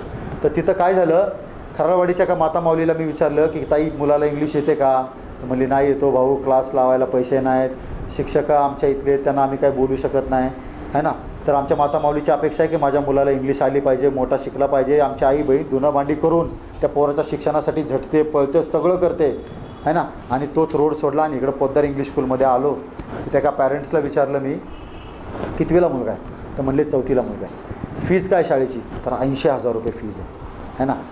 मुलाला विचारलं की बाळा काय येतं तुला, कसं काय, त्याने सांगितलं त्याच्या उत्तरामध्ये. लहान मुलगा होता 4थीचा. आणि शिक्षकांबरोबर बोललो तेव्हा तिथं शिक्षकांना फीज खूप पगार खूप कमी होत्या, तिथल्या फीज खूप जास्त होत्या. आणि इकडं महानगरपालिकेच्या शाळेत पगारी भरमसाठ आहेत आणि आमच्या मुलांना काहीच येत नाही. पटसंख्या कमी आहे, मुलांवर कोणी लक्ष देत नाही. ह्याच्यावरती अंकुश ठेवणार कोण? तर ह्याच्यावरती अंकुश ठेवण्यासाठी मित्रांनो तुम्ही मला मतदान रूपी सहकार्य करा. या विधानसभेत जाऊन मी इथल्या पिंपरी विधानसभेसाठी उच्च शिक्षण, चांगलं शिक्षण, दर्जाचं शिक्षण देण्याचा प्रयत्न करील. त्याचबरोबर पिंपरी विधानसभेमध्ये UPSC, MPSC आणि स्पर्धा परीक्षाची एक मोफत अकॅडमी ओपन करणार आहे. आणि 5 वर्षात जास्तीत जास्त पिंपरी विधानसभेमध्ये किती अधिकारी बनू शकतील याच्यासाठी मी कटिबद्ध असेल. कारण आमच्या पिंपरी विधानसभेतले जास्तीत जास्त अधिकारी पोलीस, MPSC, UPSC आणि स्पर्धा परीक्षेत गेले पाहिजेत आणि ते ह्या महाराष्ट्राच्या सेवेत रुजू झाले पाहिजेत, देशाच्या सेवेत रुजू झाले पाहिजेत. त्यासाठी मोफत अकॅडमी मी काढणार आहे पिंपरी विधानसभेमध्ये. दुसरं जे आहे की विद्यालयांसाठी मेट्रो मोफत. आज आमच्या इथलं थोडंसं शिक्षण झाल्यानंतर मेट्रोने आमच्या मुलांना पुण्यात जावं लागतं आहे ना. पिंपरीतनं कुठं कासारवाडीत जावं लागत असेल, पिंपरीतनं थोडंसं पुढे गेलं तर निगडीपर्यंत मेट्रो होणार आहे, तिथं जावं लागत असेल, तर मेट्रोचा प्रवास ह्या महाविद्यालयीन विद्यार्थ्यांसाठी मी मोफत करणार मोफत. कारण जर इथला विद्यार्थी शिकला तर देशाची प्रगती होणार आहे. तर त्याच्यासाठी सगळ्यात जास्त खर्च असला पाहिजे. आपलं महाराष्ट्र गव्हर्नमेंट एवढा खर्च करतं है ना. आपल्या अख्ख्या GDPचे कमीत कमी 12 ते 15% शिक्षणावर खर्च व्हायला पाहिजे, पण हे करत नाहीत. हे करतात किती 1.5-2%. तर विचार करा, ह्यांचा शिक्षणावर लक्ष नाही, ह्यांचा सगळा मलिदाखानावरती लक्ष आहे राष्ट्रवादी काँग्रेस, BJP आणि शिवसेनेचा आहे ना. आणि तिसरी गोष्ट, सगळ्यात महत्त्वाची गोष्ट आहे, का हो आमच्या पिंपरी विधानसभेतली मुलं मुली नाही जाऊ शकत ऑलिम्पिकमध्ये? जाऊ शकतात हो. अहो खूप टॅलेंट आहे आमच्या मुलींमध्ये, खूप टॅलेंट आहे, जबरदस्त आहे सगळ्या गोष्टी. पण आमच्याकडे स्पोर्ट अकॅडमीच नाही आहे मोठी, आमच्या इथं कल्चर अकॅडमीच नाही आहे मोठी. तर कल्चर अकॅडमी आणि स्पोर्ट अकॅडमी काढून ही पिंपरी विधानसभे एकदम सुजलाम सुफलाम करायचं काम करतो आहे. पण मी विनंती करतो की मला मताच्या रूपातनं तुमची मदत पाहिजे आणि विधानसभेत मी तुमचा आवाज घेऊन जाणार आहे. हे दर्जेदार शिक्षण देण्यासाठी, MPSC UPSCचं मोफत अकॅडमी काढण्यासाठी, त्याचबरोबर मेट्रोचा मोफत प्रवासासाठी आणि त्याचबरोबर सगळ्यात महत्त्वाची गोष्ट जी आहे की इथं कल्चर आणि स्पोर्ट अकॅडमी उभा करण्यासाठी. थँक्यू. मी स्पोर्ट अकॅडमी, कल्चर अकॅडमी काढायचं का म्हणतो माहिती आहे का? खूप शोकांतिकाची गोष्ट आहे आपल्या इथं. काळभोरनगरचा केसवड नावाचा एक विद्यार्थी होता जो समुद्रामध्ये सगळ्यात जास्त पल्ला स्विम करून त्याला बेस्ट स्विमरचा अवॉर्ड भेटला होता. मित्रांनो, तो आपल्या काळभोरनगरचा आहे, पण मोहनगर काळभोरनगरच्या मध्ये असलेला स्विमिंग पूल तो बंद आहे, त्याच्यामुळे तो मुलगा बाहेर जातो. आज एवढी बेस्ट टॅलेंट असलेली मुलं जर आपल्या पिंपरी विधानसभेत आहेत, ते अचीव करू शकतात, ते सर करू शकतात, ते ऑलिम्पिकमध्ये जाऊ शकतात, पण त्यांना संसाधनं उपलब्ध नाही आहेत, त्यांच्याकडं आपल्या इथल्या प्रतिनिधीचं लक्ष नाही आहे. त्याच्यामुळं अशा टॅलेंटला मार खाल्ल्या जात आहे. आणि म्हणून मी सांगतो की आमच्याकडे स्पोर्ट अकॅडमी आणि कल्चर अकॅडमी उभा करून इथल्या विद्यार्थ्यांच्या त्यांच्या स्किलला चालना देण्याचं काम तुमच्या माध्यमातून मी करणार आहे. बघा, आपल्या इथली पिंपरी विधानसभेतली वैद्यकीय व्यवस्था खूप खतरनाक आहे. आपल्या इथल्या डॉक्टर्सचं, नर्सचं रिक्रुटमेंट केलं जात नाही आहे त्या याच्यावरती चालवलं जातं आहे. YCM सारखं हॉस्पिटल आपल्याकडं आहे, एकच आहे. आता 2-3 हॉस्पिटल ओपन केलेत, फक्त त्याच्या इमारतीच मोठ्या मोठ्या बांधल्या आहेत, पण त्याच्यात दर्जेदार सुविधा काही शून्य आहे. तर मित्रांनो, एक गोष्ट लक्षात घ्या, पिंपरी विधानसभेत तुम्ही अनुभवलं असेल, तुमच्यासोबतसुद्धा घडलं असेल ही गोष्ट. आपल्या घरातल्या एखाद्याला जर मोठा ॲक्सिडेंट झाला, काय मोठा दुर्धर आजार झाला किंवा काय झालं ना, आपल्याला YCMला गेले होते, डायरेक्ट म्हणलं जातं ससूनला जावा, इथं होत नाही उपचार. का हो? पिंपरी विधानसभेमध्ये 20 ते 25 लाख 30 लाख लोकसंख्या असणारे शहर आहे पूर्ण पिंपरी चिंचवड. इथं एखादं मल्टी स्पेशलिस्ट किंवा अद्ययावत हॉस्पिटल नाही होऊ शकत किंवा या सुविधा दिल्या नाही जाऊ शकत. का बरं आम्हाला ससूनला पाठवलं जातं? का पाठवलं जातं? आज पिंपरी विधानसभेची 4 लाख लोकसंख्या आहे पूर्ण. तर या लोकसंख्येच्या हिशोबाने इथं ते अद्ययावत सुविधा देण्याची तुमची मानसिकता नाही आहे का? नाही आहे. तर हे देण्यासाठी मी तुम्हाला कटिबद्ध आहे मित्रांनो, की इथं अत्याधुनिक आणि सुसज्ज असं एक हॉस्पिटल जे आहे त्यांना मॉडिफाय करून त्याच्यात सगळ्या सुविधा उपलब्ध करून द्यायचं काम मी करेल. दुसरी गोष्ट जी अशी आहे की पेशंटला मोफत, दुर्धर आजार असेल कुठले असेल त्यासाठी मोफत सुविधा ह्या आपण देऊ शकतो आणि होऊ देखील शकतं. फक्त इथल्या राज्यकर्त्यांची इच्छाशक्ती नाही आहे द्यायची. ते तुम्हाला फक्त ससूनला पळवतील, मोठ्या मोठ्या हॉस्पिटलला पळवतील आणि त्यांच्या दारात भीक मागवण्यासाठी बोलवतील. पण मी सांगतो, तुम्ही फक्त मतरूपी मला मदत करा. नाही तुम्हाला हे करून दाखवलं तर पुन्हा बोला. तिसरी गोष्ट अशी आहे की मोफत ॲम्ब्युलन्स सेवा. अहो किती ॲम्ब्युलन्स पडल्यात तिथं YCMला है ना, पण एक ॲम्ब्युलन्स वेळेवरती येत नाही. तर मोफत ॲम्ब्युलन्स सेवा देण्यासाठी मी कटिबद्ध असेल. तर मी शाईफेक प्रकरणातनं सांगतो तुम्हाला, शाईफेक प्रकरणातनं जी शाईफेक झाली होती त्यातनं ज्या मायबाप जनतेने मला 10-15 लाख रुपये दिले होते, त्या 10-15 लाखातनं मी एक ॲम्ब्युलन्स घेतली आणि ती पिंपरी पुतळ्यापाशी ठेवलेली आहे. ती मोफत ॲम्ब्युलन्स आहे, ती तुम्ही कोणीही वापरू शकता. ही एक ॲम्ब्युलन्स आहे. याच्यानंतर मी पिंपरी विधानसभेत कमीत कमी एक कार्डियक ॲम्ब्युलन्स आणि दापोडीत एक आणि निगडीत एक अशा 3 ॲम्ब्युलन्स उभा करायचा प्रयत्न करतो आहे. तो प्रयत्न 100% यशस्वी होणार आहे तुम्ही मला मतारूपी मदत केल्यानंतर. बघा, ह्या पिंपरी विधानसभेत YCM सारखे हॉस्पिटल आहेत आणि तिथं खूप सारे ॲम्ब्युलन्स आहेत. ओके, फ्री ॲम्ब्युलन्स देखील असून देखील लोकांच्या त्या उपयोगाला येत नाही आहेत, लोकांपर्यंत पोचत नाही आहेत है ना. तर मोफत ॲम्ब्युलन्स देण्यासाठी मी कटिबद्ध आहे.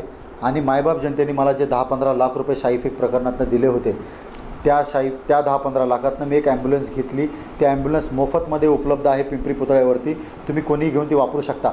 त्याचबरोबर त्या ॲम्ब्युलन्सचं सोडूनच द्या, पण पिंपरी विधानसभेत साधी एक कार्डियक ॲम्ब्युलन्ससुद्धा नाही आहे. कार्डियक ॲम्ब्युलन्स कोणाला अटॅक आला काय आला तर सुसज्ज अशी कार्डियक ॲम्ब्युलन्स असावी लागते. मी तुम्हाला एक गोष्ट नमूद करू इच्छितो, या महायुती सरकारतल्या एका महापौरांनी है ना कार्डियक ॲम्ब्युलन्स अर्पण केली आणि ती रिकामी ठक तिथं वायसबला पडली, डम झाली आहे ती. तिच्यात ना काय वस्तू आहेत ना काय ना काय ना काय. ते जेव्हा आम्ही फॅक्ट फाइंडिंग केल्यावर लक्षात आलं की यांना फक्त शोबाजी करायची, लोकांच्या जनतेचं आरोग्याचं आणि त्यांच्या कशाचंच यांना काळजी नाही आहे. तर कार्डियक ॲम्ब्युलन्स आपल्या पिंपरी विधानसभेत एक असणं खूप गरजेचं आहे. ती मी 100%, 200% ती कार्डियक ॲम्ब्युलन्स इथं उपलब्ध करणार.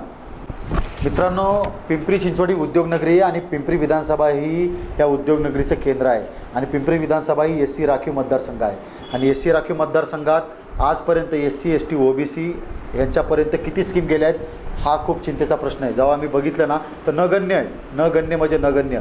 ना स्टेट गव्हर्नमेंटच्या ना सेंट्रल गव्हर्नमेंटच्या स्कीम ह्या आमच्या मतदारसंघात पोचलेल्या आहेत. मग ती CMEGP असेल, PMEGP असेल किंवा पालिकेच्या काही स्कीम्स असतील ह्या तळागाळात पोचतच नाही आहेत. त्यासाठी मी कटिबद्ध असेल की आमच्या मतदारसंघात SC ST OBC आणि मायनॉरिटीज आणि जास्तीत जास्त युवक कसे उद्योजक बनतील याच्यावरती माझा पूर्णपणे फोकस असेल. दुसरी गोष्ट ही आहे मित्रांनो की ह्या उद्योगनगरीमध्ये कनेक्टिव्हिटीचा खूप अभाव आहे. दुसरी गोष्ट माल ये जा किंवा हे सगळ्या गोष्टीचा खूप म्हणजे खूप बिकट परिस्थिती आहे सगळ्या गोष्टीची. तर पिंपरी हे केंद्र असल्यामुळे पिंपरी रेल्वे स्टेशनला जंक्शन बनवण्याचं काम करेल. ह्या जंक्शनमुळे कनेक्टिव्हिटी वाढेल, दळणवळणाची साधनं वाढतील, परत त्याचबरोबर रोजगार उपलब्ध होतील आणि दुसरी गोष्ट व्यापारात जे काय गोष्टी असतात लोडिंग अनलोडिंगच्या यासाठी खूप साऱ्या गोष्टी हेल्पफुल होतील या पिंपरी रेल्वे स्टेशनला जंक्शन बनवल्यानंतर. कारण जंक्शन बनवायचा कोणाचा विचारच नाही आहे, कारण लाखो करोडीची उलाढाल या पिंपरीतनं होते. ह्या पिंपरी रेल्वे स्टेशनला जंक्शन बनवणं खूप गरजेचं आहे आणि ते बनवण्यासाठी मी कटिबद्ध असेल. आणि तिसरी गोष्ट की ह्या पिंपरी विधानसभेमध्ये मोठमोठे उद्योग आले पाहिजेत, गुंतवणूक झाल्या पाहिजेत, ह्या सगळ्या गोष्टी आल्या पाहिजेत. ह्या गोष्टी प्रयत्नशील करण्यासाठी मी पूर्ण प्रयत्नशील असेल. की पिंपरी विधानसभेची वाढती लोकसंख्या बघता पर्यावरणाचा सुद्धा प्रश्न निर्माण होतो आहे. आज खूप थायसन ग्रुपसारख्या कंपनीने चौकामध्ये आपल्या इथं विधानसभेमध्ये पोल्युशन डिटेक्टर लावलेत कंट्रोल करण्यासाठीचं. तर मी ह्या माध्यमातून तुम्हाला सांगू इच्छितो की हे पोल्युशन कंट्रोल करण्यासाठी आपण नदीकाठी म्हणजे ब्ल्यू लाईनच्या शेजारी ग्रीन कॉरिडॉर बनवून CO2 कमी करण्याचा प्रयत्न करू, कार्बन डायऑक्साईड कमी करण्याचा प्रयत्न करू. तर पिंपरी विधानसभा ही प्रदूषणमुक्त करण्यासाठी मी 100% प्रयत्नशील असेल आणि लोकांच्या आरोग्यासाठी चांगली हवा, पाणी ह्या सगळ्या गोष्टीसाठी मी प्रयत्नशील आहे. की पिंपरी विधानसभा आणि पिंपरी चिंचवड स्मार्ट सिटी म्हणून घोषित केलेली आहे, पण ती फक्त पेपरवरतीच आहे. 2-4 जागी कॅमेरे लावून स्मार्ट सिटी होत नाही आहे. पण आमच्या इथला युवक खूप क्रिएटिव्ह आहे, टॅलेंट आहे. ह्याच्या टॅलेंटला आणि क्रिएटिव्हिटीला चालना देण्यासाठी, ना की फक्त इंस्टावर रील बनवण्यासाठी बरं का, हे पण सांगतो तुम्हाला, रील्स बनवण्यासाठी नाही, तर अख्खी पिंपरी विधानसभा हायटेक आणि इंटरनेटच्या अत्याधुनिक जगात जगण्यासाठी आणि तुमच्या टॅलेंटला आणि क्रिएटिव्हिटीला योग्य पद्धतीने प्लॅटफॉर्म देण्यासाठी पूर्ण पिंपरी विधानसभा मी हायटेक करण्याचा प्रयत्न करतो आहे मोफत वायफाय देऊन. कारण ही स्मार्ट सिटी असून देखील ह्या स्मार्ट सिटीमध्ये गॅजेटच उपलब्ध नाही आहेत ते है ना. त्या गॅजेटचे अभाव आहेत सगळ्या गोष्टींचे आणि हायटेक करण्यासाठी आपल्याला परिपूर्ण प्रयत्न करावा लागेल. तो प्रयत्न मी ह्या पिंपरी विधानसभेमध्ये करणार आहे आणि पिंपरी विधानसभा हायटेक कशी होईल याच्यासाठी पूर्णपणे प्रयत्नशील असेल. मित्रांनो, मी डोक्याला हात लावून का बसलो माहिती आहे का? कारण पिंपरी विधानसभेतला सगळ्यात महत्त्वाचा आणि कळीचा मुद्दा आहे. हा मुद्दा फक्त काय माझाच नाही आहे, हा आपल्या आईबापाचा प्रत्येकाचा मुद्दा बनलेला आहे की आमची मुलं गुन्हेगारीकडे वळत आहेत, आमची मुलं व्यसनाधीन होत आहेत, ह्याच्यावरती काय करणार आहे. आमचे आईबाप हातावरली पोटं आहेत, कमवायला जातात आणि मुलं बाहेर कुठाने करत आहेत. तर मित्रांनो, ह्या सगळ्या गोष्टींवर आळा घालण्यासाठी मी पिंपरी विधानसभेत एक समोपदेश केंद्र उभा करतो. परत वाड्या वस्त्यांमध्ये काउन्सिलिंग सेंटर उभा करून त्यांच्याशी रोज संवाद साधून त्यांना कसं ह्या गोष्टीतनं बाहेर काढता येईल त्यासाठी कटिबद्ध असणार आहे. कारण ही माझीच भावंड आहेत सगळी. कारण SC रिझर्व मतदारसंघ म्हणला की इथं सगळ्यात जास्त दारू गुटखा ह्या त्या सगळ्या गोष्टी गुन्हेगारीची पार्श्वभूमी आहे, ही नाकारता येणार नाही. त्याचबरोबर दुसरी खूप भेडसावणारी गोष्ट अशी आहे की आमच्या वाड्या वस्त्यांना आमच्या झोपडपट्टीची नावं ऐकली की आम्हाला जॉब पण दिले जात नाहीत आणि लोन पण दिलं जात नाही. माझ्याकडे काल परवाच एक सोमेश नावाचा मुलगा आला होता है ना, तर त्याचं फक्त आनंदनगर हे नाव ऐकून त्याला लोन नाकारलं गेलं. आज त्या मुलाकडे एवढं टॅलेंट आणि स्किल आहे, त्याच्याकडं फोटोग्राफीचं एवढं मोठं टॅलेंट आहे, पण त्याला दिलं गेलं नाही. तो मुलगा कुठं कॅप्चर करू शकतो फक्त आनंदनगर नाव घेतल्यामुळं. बरं त्याच्यावरती कुठला गुन्हा नाही आहे, त्याच्यावरती कुठला दरोड्याचा गुन्हा नाही, काय नाही आहे, फक्त एवढंच आहे की तो आनंदनगरचा आहे. तर ही टेक्निकल बाब जी आहे हे आपल्याला मित्रांनो खूप सारे विद्यार्थी असे आहेत, मुलं असे आहेत, युवती अशा आहेत की त्या ह्या गोष्टीमुळं बरबटली गेली आहेत. छोट्या मोठ्या भांडणांमुळं यांच्यावरती गुन्हे दाखल झाले आहेत आणि त्या गुन्ह्यांमुळं त्यांना जॉब भेटत नाही, त्यांना लोन भेटत नाही. त्या गोष्टी आपल्याला खोडून काढावे लागतील आणि परत त्या युवकांना आपल्याला योग्य ट्रॅकवर घेऊन यावं लागेल. त्यासाठी मी पूर्णपणे कटिबद्ध असेल, कारण ह्या एस सी रिझर्व्ह मतदारसंघातली सगळी भावंडं माझी आहेत, त्यांच्याबरोबर राहिलो आहे, वाढलो आहे, लहानाचा मोठा झालो आहे. माझ्या आया बहिणींना हीच काळजी आहे की माझा भाऊ कुठं जेलमध्ये तर नसेल ना, माझ्या आईला हीच काळजी आहे रेल्वे ट्रॅकच्या पलीकडे माझं पोरगं कुठं गांजा मारत बसलं नसेल ना. तर माझी आई बहीण आणि बाप घराची चिंता करत बसते ना, ही चिंता मी तुम्हाला करू देणार नाही, एवढं लक्षात ठेवा. तर मित्रांनो बघा, घरात जर महिला सक्षम असेल तर घर चालू शकतं, है ना. आणि बाबासाहेब काय म्हणत आहेत की या देशाची जर प्रगती मोजायची असेल तर देशातली महिला किती सक्षम आहेत त्याच्यावरती त्या देशाची प्रगती मोजली जाते. तर मला पिंपरी विधानसभेत हे मी सांगू इच्छितो की महिला सक्षमीकरणासाठी मी कमीत कमी 4 मुद्दे घेऊन आलेले आहे. सगळ्यात पहिलं आहे बलात्कार विरोधी कठोर कायदा करून आमची ताई, माझी बहीण, माझी आई कशी शिक्षित आणि सुरक्षित बनेल. मी लाडकी नाही म्हणणार, शिक्षित आणि सुरक्षित आणि ती स्वतःच्या पायावरती कशी उभारेल याच्यासाठी मी कटिबद्ध असेल. दुसरा मुद्दा मी केला आहे, आमच्या वंचित बहुजन आघाडीच्या स्टेट मॅनिफेस्टो जाहीरनाम्यामध्ये आहे की आम्ही निवडून आल्यावरती, जिंकल्यावरती सावित्रीबाई फुले महामंडळ स्थापन करून महिलांना रोजगार निर्मितीसाठी, उद्योजक करण्यासाठी प्रति महिना 3,000 रुपये देऊ. कारण आम्ही महिलांना त्यांच्या पायावर उभा करू इच्छितो. त्यांना लंगड्या डोळ्या बनवणार नाही आम्ही 1500 रुपये देऊन, लाडकी बहीण बनवून. आमच्या तर लाडक्याच आहेत, आमच्या लाडक्या बहिणी सुरक्षित आणि शिक्षित झाल्या पाहिजे, त्यासाठी कठोर प्रयत्न करेल. आणि तिसरा मुद्दा आहे महिलांना मोफत आरोग्य तपासणी, त्याचबरोबर दुर्धर आजारासाठी मोफत उपचार. कारण काय, आम्ही 4-5 वर्षापूर्वी पिंपरी विधानसभेत एक हे केलं होतं, ॲनिमियाचं चेकअप केलं होतं. अक्षरशः ॲनिमियाचं प्रमाण खूप आमच्या महिलांमध्ये आहे. अपोलो हॉस्पिटलबरोबर समता सैनिक दलाच्या माध्यमातून आम्ही हे चेकअप केलं होतं. प्रत्येक एरियातले 500 ते 1000 महिलांचं हे चेकअप केलं होतं. आणि हा रिपोर्ट आम्ही जेव्हा वायसीएमला दाखवला तेव्हा खूप बिकट अवस्था होती मित्रांनो. तर ह्या गोष्टींवरती मला काम करायचं आहे. कारण माझी आई बहीण जर घरात सक्षम आणि सुदृढ असेल तर माझं घर चालू शकतं. माझं घर चाललं तर माझा सगळ्या गोष्टीच्या बाहेरचा ह्या गोष्टी चालू शकतात. तर आमची महिला सुरक्षित, शिक्षित आणि सुदृढ असणं खूप गरज आहे. त्यासाठी मी त्यांच्या आरोग्यासाठी पूर्णपणे प्रयत्न करेन.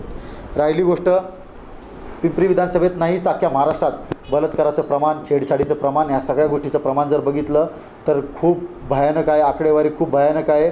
असं वाटतं की महाराष्ट्र हा रेप कॅपिटल बनत चालला आहे ना. आणि त्यातल्या त्यात पिंपरी विधानसभेमध्ये आमच्या आया बहिणीचे रक्षण करण्यासाठी त्यांचा भाऊ तर सक्षम आहेच आहे, त्यांचे भाऊ तर सक्षम आहेत, परंतु भावाबरोबर माझी बहीणसुद्धा एकदम सक्षम राहिली पाहिजे. त्याच्यासाठी आत्मसंरक्षण करण्यासाठी मी त्यांच्यासाठी एक सेल्फ डिफेन्सचं अकॅडमी काढून त्यातनं त्यांना प्रशिक्षित करणारे आणि स्वतःचं संरक्षण करण्यासाठी त्यांना सज्ज करणारे, हे मी तुम्हाला या व्हिडिओच्या माध्यमातून मी वचन देतो.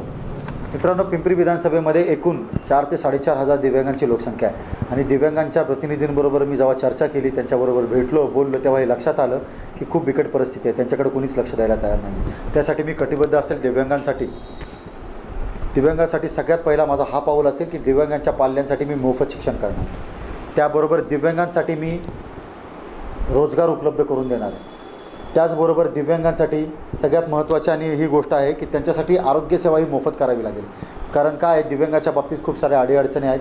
4 ते 4,500 लोकसंख्या आपल्या पिंपरी विधानसभेतली आहे. हे करण्यासाठी मी कटिबद्ध असेल. सगळ्यात पहिली त्यांच्या पाल्यांना मोफत शिक्षण, दुसरं दिव्यांगांसाठी रोजगार उपलब्धी, आणि तिसरी जी गोष्ट आहे की दिव्यांगांसाठी मोफत आरोग्याचं त्यांना मी करून देणार. तर या गोष्टीसाठी मी कटिबद्ध असेल.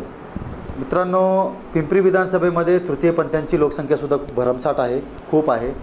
ओके, पण काही तृतीयपंथीयांनी आत्ता नोंदणी केली आहे मतदानाची, त्यात 600 ते 700 केलेले आहेत, इतरमध्ये 600 ते 700 आहेत. तर त्यांच्यासाठी आम्ही एक धोरण आखलं आहे. मी एक स्वतः धोरण आहे, तृतीयपंथी धोरण. हे धोरण आमच्या वंचित बहुजन आघाडीच्या राज्य मॅनिफेस्टो जाहीरनामामध्ये आहे.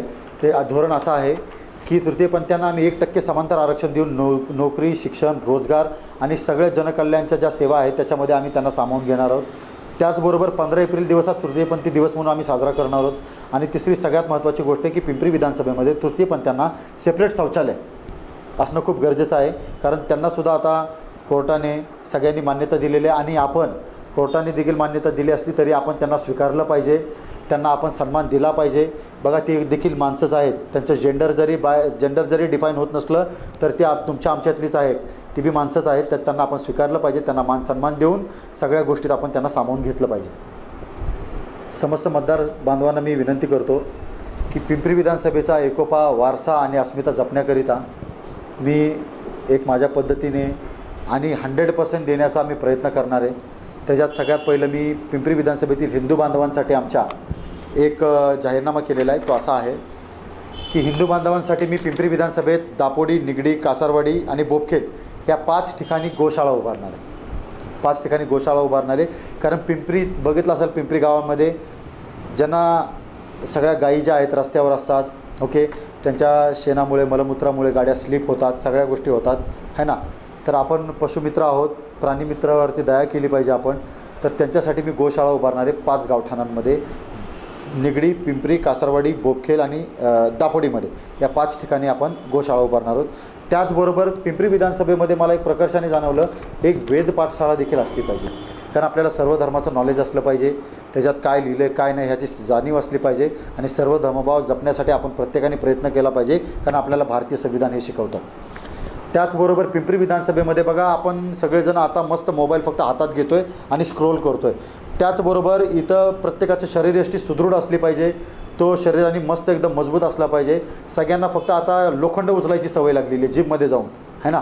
तर तसं न करता पिंपरी विधानसभेमध्ये एक लहुजी तालीम असली पाहिजे, की लहुजी तालीम शिकवत होते, है ना. तर आमचा पिंपरी विधानसभेतला प्रत्येक पठ्ठ्या तालिमीत तयार झालेला पाहिजे. त्यासाठी पिंपरी विधानसभेमध्ये एक तालीम उभा करण्यासाठी मी कटिबद्ध आहे. बघा, पिंपरी विधानसभेमध्ये 30 ते 35 हजार आमचे मुस्लिम बांधव आहेत. त्या मुस्लिम बांधवाला विश्वास, त्या मुस्लिम बांधवांना आधार, त्या मुस्लिम बांधवांना आपल्या सगळ्यांच्या सपोर्टची गरज असते. कारण काय, त्यांच्या बाबतीत हिंदू मुस्लिम दंगली घडून खूप सारं भय पसरवलं जातं, त्यांच्या बाबतीत खूप साऱ्या अफवा उठवल्या जातात. त्या मुस्लिम बांधवांना पण तेवढाच विश्वास देणं गरजेचं आहे. आमच्या प्रत्येकाचं, प्रत्येक धर्मियांचं कर्तव्य आहे की आम्ही तुमच्यासोबत आहोत. ते मायनॉरिटी असले म्हणून असं नाही आहे. तर ही गोष्ट करण्यासाठी मी मुस्लिम बांधवांसाठी मी प्रयत्न केला आहे. तो प्रयत्न असा आहे, सगळ्यात महत्त्वाचा प्रयत्न आहे. सगळ्यात पहिलं की मी मुस्लिम बांधवांच्या लग्न जी होतात त्या लग्नासाठी इथं पिंपरी विधानसभेत 3 मजली मोठा शादीखाना, जो लग्न लावण्याचा हॉल असतो 3 मजलीचा, तो 3 मजली मोठा शादीखाना उभारणार आहे. दुसरी गोष्ट आहे की उर्दू कॉलेज उभारणार आहे. उर्दू कॉलेज पण गरजेचं आहे खूप, कारण उर्दू भाषा आहे, त्याच्यामधनं त्यांच्या कुराणाचं ट्रान्सलेट असेल, सगळं असेल. धर्माची गोष्ट आहे, कुठलाही धर्म आपल्याला व्हायलेन्स करायला शिकवत नाही. तर तो धर्म प्रत्येकाला कळायला पाहिजे. जसं वेद पाठशाळा आहे तसं उर्दू कॉलेज देखील असलं पाहिजे. त्याच्यामुळे दुसरा माझा मुद्दा आहे मुस्लिम बांधवांसाठी, की त्यांच्यासाठी मी उर्दू कॉलेज निर्माण करणार आहे. आणि तिसरी सगळ्यात महत्त्वाची गोष्ट आहे कब्रिस्तानसाठी जागा. मित्रांनो, खूप गंभीर प्रश्न आहे पिंपरी विधानसभेतला, की त्यांच्या रीतिरिवाजाप्रमाणे ते एकाच ह्याच्यावरती ते त्यांचा दफनविधी करतात. तर पिंपरी विधानसभेमध्ये खूप गंभीर प्रश्न निर्माण झालेला मी स्वतः बघितला आहे तो. तर त्यांच्यासाठी कब्रिस्तानसाठी जागा उपलब्ध करून देणारे, जागा आहेत, उपलब्ध आहेत टाउन प्लॅनिंगच्या जागा. फक्त इथल्या राज्यकर्त्यांनी आजपर्यंत तुम्हाला दिल्या नाहीत, कारण त्यांना प्रत्येक 5 टर्मनंतर तुम्हाला त्यांची मतं पाहिजे असतात, म्हणून ते तुम्हाला जागा देणार नाहीत. पण मी तुम्हाला सांगतो, हा तुमचा भाऊ तुम्हाला कटिबद्ध आहे कब्रिस्तानसाठी जागा देण्यासाठी. पिंपरी ही SC रिझर्व्ह मतदारसंघ आहे ना. पण ही SCचंच नव्हे तर अख्ख्या देशाचं वैभव असणारं एक स्मारक बनवणार आहे मी पिंपरी विधानसभेमध्ये. अख्ख्या देशामध्ये फक्त गुजरात आणि बिहारमध्ये स्मारक आहे. आणि तिसरं स्मारक ह्या महाराष्ट्रातलं सगळ्यात पहिलं स्मारक या पिंपरी विधानसभेमध्ये असेल, सम्राट अशोकांचं स्मारक. तुम्ही बघत असाल आपल्या देशाच्या सगळी प्रतीक आहेत सम्राट अशोकांची प्रतीक आहेत, है ना. तर सम्राट अशोकांचं स्मारक बनवण्यासाठी मी पिंपरी विधानसभेमध्ये कटिबद्ध आहे. ओके, त्याच्या जागा आम्ही बघून ठेवलेली आहे. सगळं आमचा प्लॅनिंग रेडी आहे. फक्त आणि फक्त तुम्ही तुमच्या मताच्या रूपात मला विधानसभेत पाठवा. सम्राट अशोकांचं महाराष्ट्रातलं सगळ्यात पहिलं स्मारक पिंपरी विधानसभेत असेल, याची मी तुम्हाला या व्हिडिओच्या माध्यमातून ग्वाही देतो. दुसरी गोष्ट आहे, बघा, बाबासाहेबांनी अख्ख्या देशाला दिशा दिली, अख्ख्या मानव कल्याणाच्या जातीला दिशा दिली. जसं उर्दू कॉलेज आहे, जसं वेद पाठशाळा आहे, तसंच पाली कॉलेजसुद्धा काढणं खूप महत्त्वाचं आहे. बाबासाहेब तळेगावमध्ये 40 एकर जागा घेऊन तिथं पॉली कॉलेज काढणार होते. तर पिंपरी विधानसभा व त्याच्या आजूबाजूच्या परिसरात जिथं कुठं जागा उपलब्ध झालेली आहे त्या जागेवरती आम्ही पाली कॉलेज उभारण्याचा प्रयत्न करणार आहोत. आणि 200% हा पाली कॉलेज उभारणार आहे म्हणजे आहे, कारण हे देशाला दिशा देणारं कॉलेज असणार आहे. ह्या देशाला बौद्ध संस्कृती सांगणारं, या देशाला ह्याच्यातनं वेगवेगळ्या गोष्टी सगळ्या बौद्ध धम्माच्या गोष्टी बाहेर येऊन ह्याचे डिटेलिंग लोकांना कळतील की नेमकं आहे का याच्यामध्ये, ह्या सगळ्या गोष्टी सांगण्यासाठी पाली कॉलेज उभारण्यासाठी मी कटिबद्ध असेल. आणि तिसरी गोष्ट, गेली 10 ते 15 ते 20 वर्ष झालं ह्या शहरामध्ये रमाई स्मारकाचा वाद आहे. तर मी सांगतो तुम्हाला, निवडून आल्या सगळ्यात पहिलं रमाई स्मारक करून द्यायचं माझं वचन असेल. थँक्यू. मित्रांनो, पिंपरी विधानसभेमध्ये खूप साऱ्या मायनॉरिटीज आहेत. ख्रिश्चन आहेत, सिंधी बांधव आहेत, आणखीन खूप साऱ्या मायनॉरिटीज आहेत. पण आता जो मी तुम्हाला वाचून दाखवलेला जाहीरनामा जो होता हिंदू, मुस्लिम, शीख, इसाईंचा सगळ्यांचा, हा जाहीरनामा मी सर्वेवरती बनवलेला आहे. जो 1.5 वर्षापूर्वी सर्वे केला होता. ज्या समाजाचे ज्या पर्टिक्युलर यांचे प्रश्न होते ते प्रश्न लिहून घेतले होते आणि त्याच्या बेसवरती हे बनवलेलं होतं. तर हिंदू समाजातनं ज्या आल्या डिमांड्स त्याच्यावरती बनवलं, बौद्ध समाजामध्ये ज्या डिमांड्स आल्या त्याच्यावरती बनवलं, मुस्लिम समाजांच्या भावना समजून घेऊन त्याच्यावरती बनवलं, आणि आता ख्रिश्चन समाजाची एक मागणी होती, त्यांचीसुद्धा देम मागणी आहे. त्यांच्या दफनभूमीला सेमेट्री म्हणतात, सेमेट्री. तर सेमेट्रीसाठी सुद्धा जागा देण्यासाठी मी कटिबद्ध असेल ख्रिश्चन बांधवांसाठी, कारण त्यांचासुद्धा खूप गंभीर प्रश्न आहे. आपल्या पिंपरी विधानसभेत 1 का 2च आहेत सेमेट्री, आणि त्या अपूर्ण आहेत. त्या म्हणजे नाही आहेत, लोकसंख्येच्या मानाने त्या नाही आहेत, अपुरी आहे ती. तर सिमेंटरीसाठी जागा देण्यासाठी सुद्धा कटिबद्ध असेल. आणि त्याचबरोबर सिंधी बांधव जे आहेत आमचे, त्यांची आस्था अस्मिता असणारं झुलेलाल महाराज जे आहेत, तर झुलेलाल महाराजांचं स्मारक बनवण्यासाठी मी कटिबद्ध असेल. याच्या आधी आम्ही झुलेलाल जयंतीला शगुन चौकाला झुलेलाल नाव देऊन आम्ही त्याची प्रचिती दिलेली आहे. झुलेलाल चौकाला आम्ही झुलेलाल चौक नाव दिलं होतं शगुन चौकाला, आणि त्यातनं दाखवून दिलं की झुलेलाल स्मारकसुद्धा आम्ही त्या विधानसभेत निवडून आल्यावरती करून दाखवणार. तर मतदारसंघातील सर्व मतदार राजांना मी सांगू इच्छितो, हा जाहीरनामा तुमच्यापुढे वाचून दाखवला आहे. तुम्ही हा ऐकून तुम्ही मला मतातनं तुम्ही मला पाठबळ द्याल, आणि क्रमांक 5 समोरचं बटन दाबून, गॅस सिलेंडरवरचं बटन दाबून मला प्रचंड बहुमताने विजयी कराल ही अपेक्षा बाळगतो आणि थांबतो. जय संविधान. अशाच काही नवीन बातम्यांच्या अपडेटसाठी आपण पाहत रहा रिपब्लिकन आवाज न्यूज.